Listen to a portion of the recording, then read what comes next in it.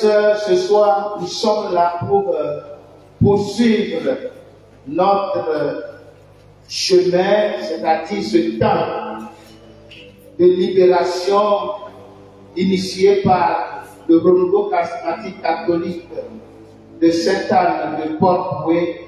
Et je crois que c'est une grâce pour toi et pour moi de connaître les choses de ce genre. Paix et joie. Paix et joie. On dit mon peuple périt par faute de connaissance. Chers frères et sœurs, qu'on veut ou pas, nous sommes tous issus d'une famille, et qui parle de famille, parle de fondation. Et nous avons tous une histoire. Chacun de nous peut donner l'histoire de sa famille, de son village ou de sa région. C'est pourquoi ces gens d'évangélisation ou bien de thème est très important, parce qu'aujourd'hui, on veut des chrétiens déterminés qui affirment que Jésus-Christ est Seigneur. Un pied dedans, un pied dehors, c'est dehors. Et ça fait longtemps qu'on était dans ce slogan. Aujourd'hui, on veut des chrétiens déterminés, des chrétiens qui annoncent Jésus-Christ à temps et à contre-temps avec des témoignages pour la plus grande gloire de son nom. Chers frères et sœurs, comme on n'a pas assez de temps, je vais rentrer directement dans le vif du sujet. Alors, nous sommes au 4e séance de notre temps et le thème qui m'a été donné est tiré du livre des Juges, chapitre 6, versets 25 à 27. Alors, je demande à quelqu'un de préparer déjà Juges, chapitre 6, versets 25 à 28. Livre des Juges, chapitre 6, versets 25 à 28. Alors, chers frères et sœurs, le thème qui m'a été donné est intitulé « Détruire les autels de la maison de ton Père ». Détruire les autels de la maison de ton Père. Alors, ce soir, pour articuler mon enseignement, je vais m'attarder sur 3 points. Dans un premier temps, je vais parler du contexte. Le contexte dans lequel est tiré notre thème, détruire les autels de la maison de ton Père.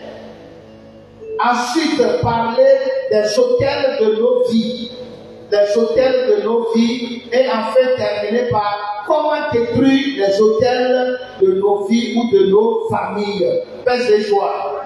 Donc voici les 3 points qui vont constituer mon enseignement. Alors, pour comprendre le contexte dans lequel est tiré notre thème, alors je vais demander, et après, Juge chapitre 6, on va prendre les versets 25 à 28. Versets 25 à 28. On peut écouter la parole de Dieu. Juge 6, versets 25 à 28. Or, cette nuit-là, le Seigneur dit à Gédéon, prends le taureau qui appartient à ton père, le taureau d'une seconde portée, âgé de 7 ans. Puis, tu démoliras l'autel de Baal que possède ton père, et tu couperas le poteau sacré qui est à côté. Tu bâtiras ensuite un autel bien appareillé au Seigneur, ton Dieu. Au sommet de cette hauteur, tu prendras alors le taureau d'une seconde portée et tu l'offriras en holocauste sur le bois du poteau sacré que tu auras coupé. Gédéon prit 10 hommes parmi ses serviteurs et il agit comme le Seigneur lui avait dit. Mais, parce qu'il craignait les gens de la maison de son père et ceux de la ville, plutôt que de le faire de jour, il le fit de nuit. S'étant levé de bon matin, les gens de la ville virent que l'autel du Baal était renversé.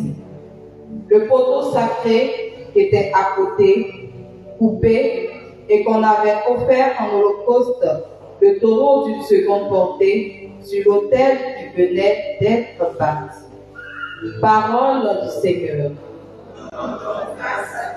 Parole du Seigneur. Chers frères et sœurs, voici le contexte dans lequel est tiré notre thème, où Dieu dit à Gédéon: détruis les autels de Baal de ton père. Chers frères et sœurs, ici il s'agit du peuple d'Israël. Ce peuple que Dieu a choisi, on veut voir le peuple d'Israël est le peuple choisi de Dieu pour pouvoir sauver l'humanité. Pour sauver l'humanité, Dieu veut se faire proche de son peuple pour pouvoir le sauver. Alors Dieu s'est donné un peuple, le peuple d'Israël. Et ce peuple a vécu l'expérience avec ce Dieu, le Dieu Tout-Puissant. C'est pourquoi vous allez voir que ce soit Daniel, ou bien que ce soit les trois jeunes juifs, Shadrach et puis ses frères, ils vont dire: nous n'allons pas adorer d'autres dieux si ce n'est pas le Dieu d'Abraham, le Dieu d'Isaac, le Dieu de Jacob. Et c'est une fierté pour le peuple d'Israël d'avoir comme Dieu le Dieu Tout-Puissant. Et qu'on parle de Dieu d'Abraham, le Dieu d'Isaac, le Dieu de Jacob, c'est le Dieu d'Israël. Et ce peuple a fait des expériences avec son Dieu. Et chaque fois qu'il appelle ce Dieu Tout-Puissant, alors il est fier d'avoir comme Dieu ce Dieu-là. C'est-à-dire Dieu les sauve toujours dans leur détresse, dans leur situation. Rappelons-nous très bien, quand ils étaient en Égypte, alors ce peuple souffrait. Et Dieu a envoyé Moïse pour dire: j'ai vu la misère de mon peuple et je viens pour le sauver. Paix et joie. Et effectivement, ce Dieu a sauvé, a réussi à faire sortir le peuple d'Israël d'Égypte. Pendant leur marche, il y avait un obstacle, la mer Rouge. Au moment où l'armée de Pharaon venait pour les attaquer, voici un obstacle, la mer Rouge. Alors Dieu a fait traverser ce peuple-là les pieds secs de la mer Rouge. Et nous chantons tous ce cantique, paix et joie. Donc ce peuple a vu la puissance de ce Dieu. Dans le désert, il n'y avait pas de manger, alors Dieu a nourri ce peuple par la manne. Dieu a fait des expériences avec ce peuple. Moïse a donné de l'eau.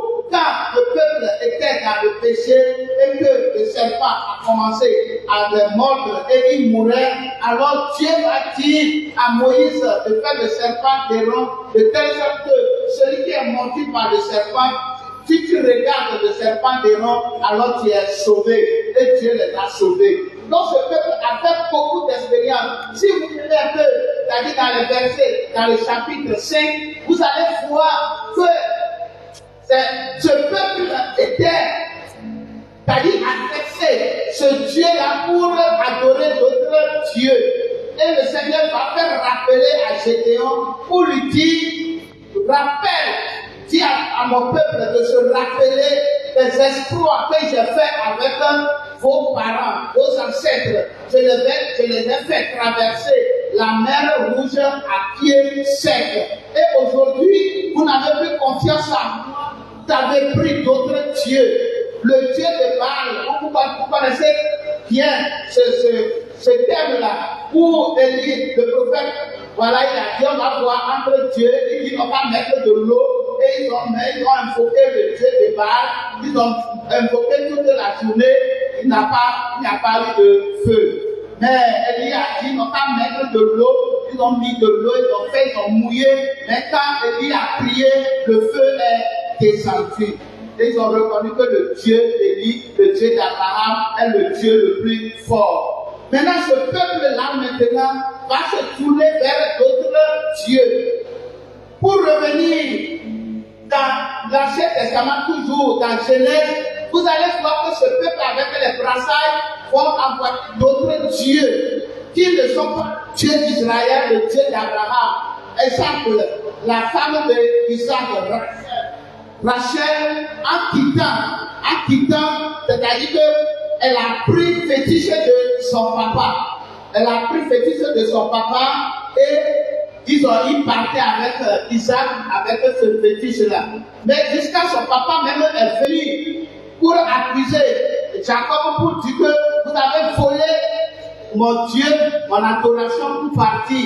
Alors que c'est Dieu il a dit, Jacob a dit, celui parmi nous, sur qui tu vas voir là, tu peux tuer cette personne. Et Rachel a caché, c'est-à-dire ce fétiche-là en bas d'elle, et quand son papa voulait fouiller, elle dit non, il n'y a rien là-bas, c'est ce que femme a là, elle a période. Donc son papa n'a pas pu fouiller. Donc c'est pas comme ça que c'est-à-dire d'autres dieux ont infiltré, quand ils sont arrivés sur la terre promise même, il y a des gens qui habitaient déjà sur cette terre, il y a eu ces brassages. Et ce peuple a commencé à se tourner un peu vers d'autres dieux, que le Dieu d'Abraham, le Dieu d'Isaac, le Dieu de Jacob. Dieu n'était pas content et Dieu va demander à Gédéon qu'il n'a qu'à détruire le Dieu de Baal de son père, détruire les autels. Et vous avez vu tout à l'heure la démarche de Gédéon. Donc regardez dans le contexte.